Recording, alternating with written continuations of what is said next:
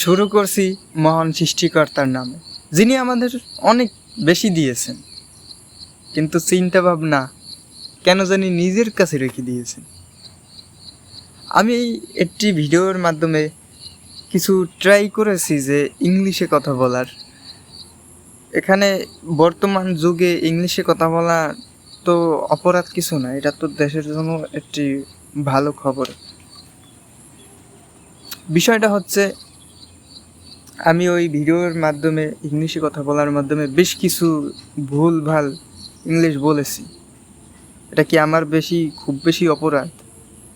এটা নিয়ে টোল করা কিছু আছে না? এই বর্তমান যুগে যারা, আবার আমি কমেন্ট বক্সে দেখেছি যে ইংলিশে কথা বলি ভুলভাল, অপ্রয়োজনীয়, আর যেই জায়গায় ইংলিশ কথা বলা না লাগে সেই জায়গাও আমি কথা বলি ইংলিশে। আমি কি প্রশ্ন করেছে আমি কি দেশকে ভালোবাসি?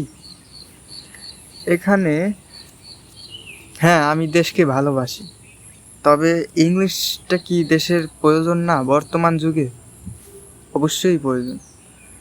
তো সেই জায়গা থেকেই আমি বললাম যে সৃষ্টিকর্তা আমাদের অনেক বেশি দিয়েছে, কিন্তু কেন জানি চিন্তা ভাবনা তার কাছেই রেখে দিয়েছে।